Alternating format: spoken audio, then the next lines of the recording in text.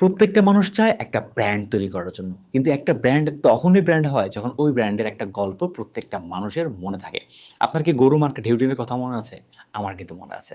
কারণ আমি ছোটবেলায় গরু মার্কা ঢেউটিনের এত সুন্দর আমেজিং বিজ্ঞাপনগুলো দেখেছি, যেই বিজ্ঞাপনের কারণে এখনো আমার গরু মার্কা ঢেউটিনের কথা মনে আছে।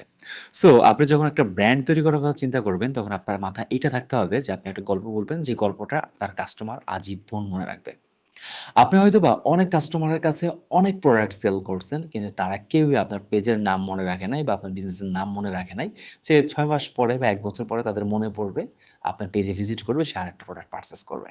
এটা কিন্তু আপনার সাথে কখনো হয় নাই। সো আপনি যখন একটা ব্র্যান্ডের কথা চিন্তা করবেন বা আপনি বিজনেসটা খুব ভালোভাবে গ্রোথ করার কথা চিন্তা করবেন, তাহলে আপনাকে অবশ্যই আপনার মার্কেটিংটা করতে হবে কোনো একটা গল্পের থ্রুতে। রিসেন্টলি আমরা একটা প্রজেক্ট করলাম হচ্ছে সোমাটো ই-বাইকের সাথে। সোমাটো ই-বাইক যেহেতু বাংলাদেশে ভালো একটা জায়গা তৈরি করে নিতে যাচ্ছে, সেই ক্ষেত্রে আমরা ওদের একটা ভিডিও বিজ্ঞাপন তৈরি করলাম। বাট এই ভিডিও বিজ্ঞাপনটা তৈরি করার ক্ষেত্রে আমাদের কয়েকটা জিনিস মাথায় রাখতে হয়েছে। কারণ আমরা যখন টিভিতে যখন কোনো বিজ্ঞাপন দেখতাম, তখন আমাদের বিজ্ঞাপনটা কিন্তু ফিক্সড একটা টাইম ছিল। যে আমাদের বিজ্ঞাপনটা ১৫ সেকেন্ড, ২০ সেকেন্ড বা যেটাই যেই সময়টা ছিল, এই বিজ্ঞাপনটা আমরা পুরোটাই দেখতে হইতো। বাট YouTube এর ক্ষেত্রে বা Facebook এর ক্ষেত্রে কিন্তু ব্যাপারটা এমন না। এই ভিডিওটা মূলত Facebook এর অডিয়েন্সকে টার্গেট করে তৈরি করা হয়েছে। সো Facebook এর অডিয়েন্সকে টার্গেট করে আমরা কিভাবে একটা গল্প টাইপের ভিডিও তৈরি করতে পারি, সেটা আজকে দেখব। ভিডিওর শুরুর দিকে রাখছি হচ্ছে যে বাবা তার ছেলেকে নিয়ে স্কুলে যাচ্ছে, সো তাকে রেডি করাচ্ছে। এরপরে হচ্ছে যে একজন ইউনিভার্সিটি গোয়িং যে পারসন ছিল, সে রেডি হচ্ছে ইউনিভার্সিটিতে যাওয়ার জন্য। একজন হচ্ছে যে বাজারে যাওয়ার জন্য হচ্ছে যে রেডি হচ্ছে। আরেকজন হচ্ছে যে অফিসে যাওয়ার জন্য রেডি হচ্ছে। তারপরে তারপরে যদি আমরা একটু প্লে করি,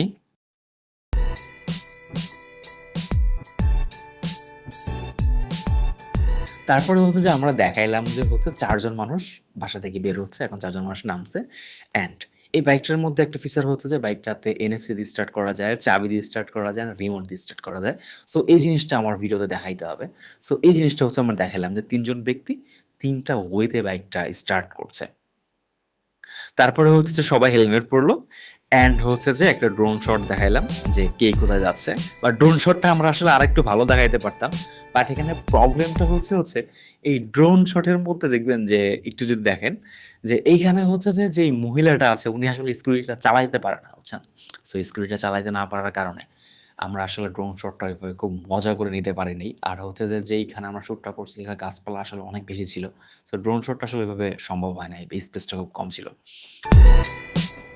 তেলের বাইকের বাড়তি খরচের দিন শেষ। জাস্ট একটা বাইক পূরণ করতে পারে আপনার সকল চাহিদা। এখানে হচ্ছে যে আমরা জাস্ট ছোট্ট একটা গল্প রাখলাম যে তেলের বাইকের দিন শেষ। আপনি চাইলে ইলেকট্রিক বাইকে কিন্তু আপনার সকল সমস্যার সমাধান করতে পারে। এরপরে হচ্ছে যে আমরা এই বাইকগুলোর কিছু সিনেম্যাটিক শুট দেখাইছি। যে সিনেম্যাটিক শুটগুলো দেখতে আসলেই চমৎকার হইছে।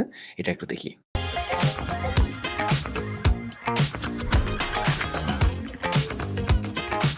মাত্র বেশ সো এই ভিডিওতে এরপরে হচ্ছে যে আমরা ওই বাইকের কিছু মজার কিছু সিনেম্যাটিক দেখাইলাম। এরপরে হচ্ছে যে আমরা বাইকটা রাইড করছি মাঝখানে।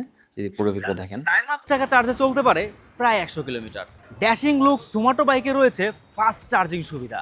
তাই মাত্র ৩ থেকে ৪ ঘন্টায় বাইক হয় ফুল চার্জ।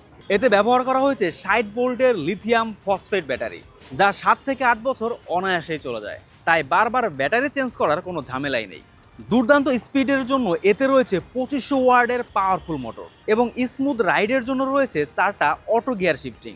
এর টায়ারে ব্যবহার করা হয়েছে ১১০/৭০ টিউবলেস টায়ার এবং বাইকটির load capacity ১৮০ KG plus minus.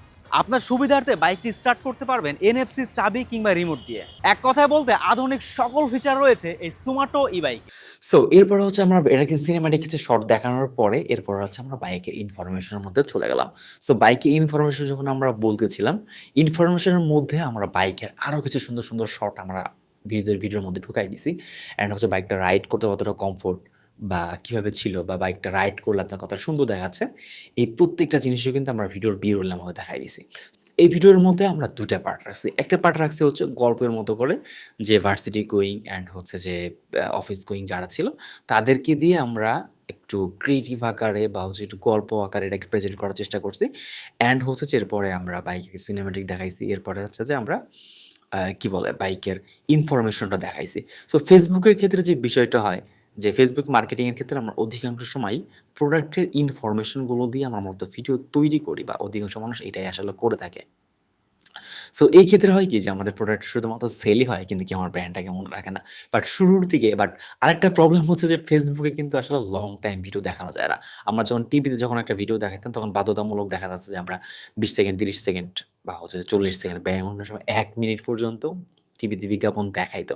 But ফেসবুকে কিন্তু এটা পসিবল না। সো ফেসবুকে আসলে সময় থাকে ৫ সেকেন্ড, ১০ সেকেন্ড। এই সময়টার মধ্যে আপনাকে আসলে এমন কিছু দেখাইতে হবে যেটা আসলে আপনার ব্র্যান্ডটাকে প্রমোট করে অ্যান্ড আপনার সম্পর্কে মানুষ মনে রাখে। সো সেকেন্ড পার্টে আমরা যেটা করেছি সেটা হচ্ছে যে আমরা প্রোডাক্টের বলার সাথে, সাথে কিন্তু আমরা এটার সাথে বিভিন্ন বি-রোল ইউজ করছি, বিভিন্ন টেক্সট ইফেক্ট ইউজ করছি যেন মানুষ ভিডিওটা একটু প্রিমিয়াম একটা ভাইব আসে, ভিডিওটা সুন্দর লাগে। এই ভিডিওর মধ্যে বিরলই কিন্তু একটা বিশাল একটা ভূমিকা আছে। সো আপনি যখন একটা ভিডিও তৈরি করবেন তখন আমাদের চিন্তা ভাবনা থাকে যে আমাদের ভিডিওটা যদি আমি বিজ্ঞাপন হিসাবে তৈরি করতেছি, সো আমাদের ভিডিওটা হইতে হবে যে মানুষ আমাদের ভিডিওটা থেকে কোনোভাবে বোর না হয়। বিজ্ঞাপন যদি একটা বোরিং একটা জিনিস যে হচ্ছে যে একটা মানুষ ভিডিও দেখতেছে তার মাঝখানে আপনি বিজ্ঞাপন ঢুকাই দিলেন। এটা অবশ্যই একটা বোরিং জিনিস। বাট এই বোরিং এর মধ্যেও আপনার মার্কেটিংটা কিন্তু করে যেতে হবে। সো আপনার ভিডিওর কোয়ালিটি ভালো করার জন্য বা এনহ্যান্স করার জন্য আপনার যেটা করতে হবে যে আপনার ভিডিওর মধ্যে বিরল দিতে হবে। বিরলটা আপনি কেন এড করবেন?